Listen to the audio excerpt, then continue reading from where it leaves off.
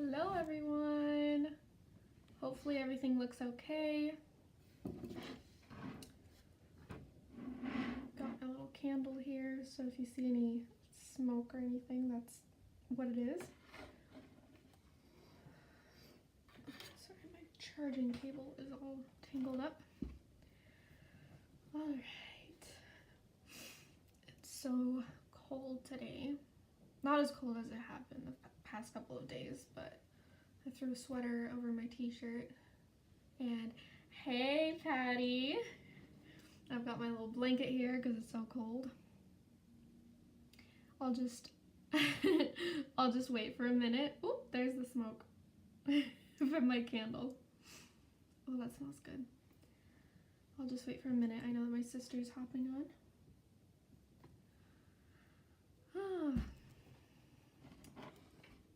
So this is based on a request from my friend Kylie. So thank you she asked a couple questions regarding divorce and self-care. So if you guys have any kind of questions or questions about me, I guess, feel free to ask me at any time, and I'll either film Q&A videos if they're kind of short answer questions, or like this one, I felt like I should do a dedicated video. So as you can see from the title, we're going to be talking about 5 ways you can practice self-care when you don't have time. And I'm sure everyone can relate to this to some extent, but especially for someone like Kylie, she's a mom, and so it's definitely hard when you have so much stuff going on. So I have my notes on my cell phone, and I'm just going to start going through the different, of course I can't find it now, there we go, the different ways that you can practice self-care. So, starting at the very top of the list, hi Lillian! So the first one that I came up with that I like to do a lot is listening to self-help books on Audible or whatever type of like audiobooks. Sorry, I keep looking at like the screen, but I'll try to look at the camera. That's my favorite way to do it when I have a lot going on. You can listen to them when you're driving or when you're working out or cooking or cleaning or whatever kind of like mundane tasks that don't require your full attention. Well, obviously you need to pay attention when you're driving, but you know what I'm saying, like obviously you're not going to be doing this when you have to do like math homework. At least I wouldn't. So that's one of my favorite ways to practice self-care that doesn't require extra time, because you don't have to like sit down and focus to read. And so some of my favorite ones are Big Magic by Rhonda Burns. I love that book. I've read it twice already. And then this one, I just finished it a week ago. It's called You Are a Badass by Jensen Shero. And then I recently started another one. It'll be my second one by Gabrielle Bernstein. Thank you, Lillian. It'll be my second one that I've started reading by Gabrielle Bernstein that is so good. She has amazing books, so anything by her is really good. I've already read, what's it called? Oh, thank you, Patty. I actually did my makeup for a video about like my travel makeup kit and routine. Thanks, Lillian. So I'll be uploading that at some point soon. That's gonna take more editing, so those always are harder to upload. But anyways, I'm reading Judgment Detox by her right now, and the one before that was May Cause Miracles. That one's really good. So I just really love her books, and they all read their own books, which I feel kind of adds to that experience. Getting to listen to the actual author reading the book to you is really cool. So anyways, that is one of my favorite ways. Again, You can do this while you're doing a lot of things, but one thing that I love doing is I'll listen to them as I'm going to sleep or in the mornings, you know, like that in-between period, instead of waking up and immediately like going onto Facebook or Instagram and scrolling mindlessly. I will instead start playing that book, whatever book I'm listening to, and listen to it until I actually get up, so then I'm actually doing something useful, instead of something mind-numbing. And I've felt that it's really helped me kind of like start off my day right and be a lot more positive. So that's the first way. The second way that I like to practice self-care is super simple. I love lighting candles and incense. So I've got my little candle here. I'm sure you've all seen a candle. I don't need to show you. And then I have all kinds of incense that I get. And I know candles can be quite expensive, and incense, but for example, this one I got at Marshall's for $3, and it's massive. This is gonna last a long time. Even for someone like me who, oh, that smells so good. Even for someone like me who lights them all the time. I love lighting them, especially while I'm working. And this incense is the same scent as this candle, so that's really nice. I got it in like a little set at Target for really cheap as well. I think it was like $5 for both of them. Anyways, that's another really good way to do it, or essential oils if you prefer doing that. You can use a diffuser or what's it called? A candle warmer or anything like that to just diffuse nice little oils. And it sounds so simple, but it honestly like really lifts your mood, especially when you have a scent that kind of matches the mood that you're trying to get into. So for example, if you're trying to get to sleep and it's nighttime, maybe light one that's like lavender or something like that. In the mornings, maybe something a little bit more citrusy if you want to wake up. So obviously it doesn't matter. This is like rose, and it's nice for whenever, but you know what I'm saying. Like, you can also match that to however you're trying to feel, whether more relaxed or more awake. So that is the second way, and you can obviously do that whenever. You can even just put like, well, be careful with that with essential oils. Sometimes I'll just put like a couple drops on my pillowcase of like lavender oil or something, or like rub it on my wrists. But obviously be careful because they are very potent. I don't want to get sued. So if you're not allergic to them and it's one that's safe for your skin, etc., do your research, then that's a great way to just kind of have it on you. And, you know, not have to like sit there next to a candle. So that is the second way that you can practice self-care. And the third way, this is one that I do every single day, and I include it on my Instagram and Facebook stories, and I'll go more in depth on in my Facebook group, Self-Love Soul Sisters, for all you ladies out there, is affirmations. And they sound so simple, and when I first heard of them, I was like, whatever, that's just like,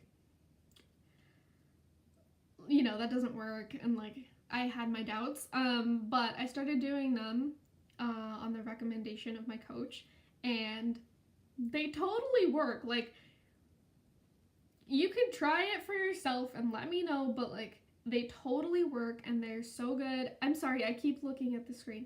They're so good at like helping you focus on the thing that you want in that moment or for that day. So whether it's repeating affirmations or setting an intention or however you like to do it, I think it's so good. And if you need help with that, again, I post them on my stories every day. I think I might have forgotten to do one today. Yeah, I'll post one after this. I definitely forgot to do one today. I've had a lot going on. They're just a really good way to kind of help you have an intention or a focus for that day. And the best thing that you can do, even if you just read it and then just kind of like let it sit in your mind, that's fine. But the best thing you can do is like write it on, I have like a little whiteboard calendar that I'll sometimes write it on, or whatever you want to do on your mirror. Repeat it out loud 10 to 20 times, so that it's really fully ingrained in your head. And then just kind of think about it throughout the day. It's a really, really good way to kind of lift your mood and help you focus on the things that you want to change or that you want to focus on, especially regarding like changing your mindset about things. So that is another way that you can practice self-care in a very, very simple, yeah, Lillian, she said, it's weird how writing and saying stuff out loud makes things feel more meaningful. It's totally true. Like, for example, last week I did a meditation in my group on body positivity, and I read a bunch of affirmations out. And if you were following along, like, as I was reading them to the group in the live, I was definitely, like, getting kind of emotional and getting really into it, because it's something that you have to work on, is like the types of things that you tell yourself, and affirmations are a really, really good way to kind of reprogram your brain, so that if you find yourself being very negative, or you know, having weird beliefs that are holding you back or whatever, it's a really, really good way to kind of overwrite those. So I love affirmations. I totally stand by them. And again, you don't have to do much. It's just deciding, like, I love my body, and then just repeating it over and over, or whatever it is that you need to work on. Like, I prioritize self-care. Like, you know, whatever you feel that you need, or you can just use the ones that I share on social media, or, you know, whatever. You can even just Google, like, sometimes I can't think of one, and so I just Google, like, whatever it is I'm working on, like body positivity affirmations, and there's always a list of like 100 that comes up. So whatever it is you need, find an affirmation for it. Find preferably 5 to 10, and then you can just rotate through them, or you can just go rely on the ones that I post every day. Yeah, I think they are great, and I stand by them. So we're on the fourth one, right? Yeah, we're on the fourth one. So the fourth one is meditating during work breaks, or whenever you have like 5 minutes. I obviously love meditation. I do it a lot. So it's really something that I feel like a lot of people, when they hear the word meditation, they think like, oh, that's a lot, I don't want to do that, because they picture like sitting still for an hour, which if you can do that, that's great, but like, I'm still getting there. I still need somebody to at least guide me through that if I don't fall asleep within 30 minutes. Everyone that did yoga teacher training with me can confirm that after about 30 minutes, I fall asleep and I start snoring, and it is so funny and so embarrassing. So the thing is, you don't need to do that much time.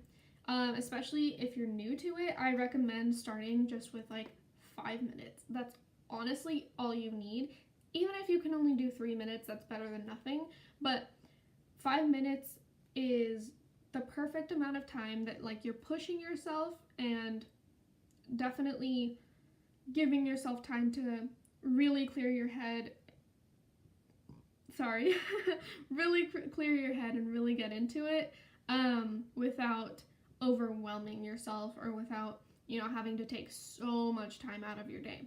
So I really liked, especially when I was starting out with meditation, I really liked using the app called Headspace or Calm. They both have really, really good guided meditations, and you can specifically tell it, like, I think you can tell it exactly how many minutes you want, or something like that, and like what kind of topic you want. Those are really great. Or of course you can just Google or search on YouTube meditation, or I do them in my group and on my channel. I do a meditation every month on my channel and once a week in my group. So all sorts of resources. If you want, I was thinking I could do for February's live meditation on YouTube, or meditation on YouTube. I could do one that's like 5 to 10 minutes for when you don't have time. So that's another really good thing that you can do. Everyone, with a typical job, you're gonna get at least a 15-minute break. So you can definitely do that, even if it's just for 5 minutes, and it'll still give you time to eat a snack and go to the bathroom. Or you can do it like, I don't know, while your baby is still asleep, or you can say that you need to go to the bathroom and like take a few minutes to calm down. Like, I've definitely done that before, no shame. So yeah, meditation is very, very important, and I think it's a really, really good way to practice self-care, and it doesn't have to take a long time. And the last one was to, how do I explain this? Basically to like dress in a way that makes you feel really good. So, we all have, I feel like, I don't know if I'm the only one that does this, but I feel like a lot of us do this, where you have outfits that, thank you, Lillian, yes. We have outfits that we love, and we're always like, no, I'm going to save this for a special occasion, and then we like never wear it, even though we always feel amazing when we wear it. And so then we just end up wearing the same raggedy clothes every single day, even though we feel frumpy in it. Thank you, Patrick. Okay, so it's not just me. I'm not crazy. And so like, for example, this sweater, normally, like back a year ago, let's say, I was always wearing the same ugly t-shirts and ill-fitting leggings and stuff like that, because I was just like, oh, I don't have anywhere special to be. But it's like, even if I'm just working from home, who cares? I can wear a cute sweater that's just as comfortable and makes me feel way better about myself. You know what I'm saying? Like, so don't save those outfits that make you feel really good about yourself for a special occasion. Just wear it. Like, if you want to just sit around your house in stilettos, great. Like, you don't have to save it for a special occasion. And it doesn't take you still have to get dressed in the morning, so it's not going to take you any extra time. You can just put on a cute top instead of a raggedy old t-shirt, stuff like that I feel like we all tend to do. And that's such a simple way to change up your day. It's not going to take any extra time. It's not going to take any extra effort. You are using the same amount of time and effort, but you're going to feel so much better about yourself. So, and that's not to say that you need to dress fancy. Let me clarify that. Like, if this t-shirt is my favorite, this is one of my favorite t-shirts. So it's like, why am I going to save it for like hanging out with friends or like whatever? I'm just going to wear it today because I feel like it, So that's the 5th way to practice self-care. Oops, sorry, I just bumped everything. To practice self-care when you don't have time. That was 5, right? Can somebody confirm that? Honestly, I lost count at some point. Thank you. So those were the 5 ways. Let's see, let's recap. It was listening to audiobooks, affirmations, lighting candles or incense, essential oils, something that smells good. What was the other one? Meditation, even if it's just for 5 minutes, and dressing in clothes that makes you feel really good about yourself. So those are the 5 ways that you can practice self-care, even when you don't have time. And thank you guys for joining me. Whoever the 3rd person was, I think it might have been my mom. Thank you, Mom. I love you. And thank you, Patrick and Lillian. I love you guys too. And I miss you guys, and I can't wait to see you again. And that's it for today. So please give it a like and subscribe if you watch this later on. I know that I can see that they all liked it already, so thank you. And send any comments, questions, requests my way. And I'll see you in next week's video. Bye!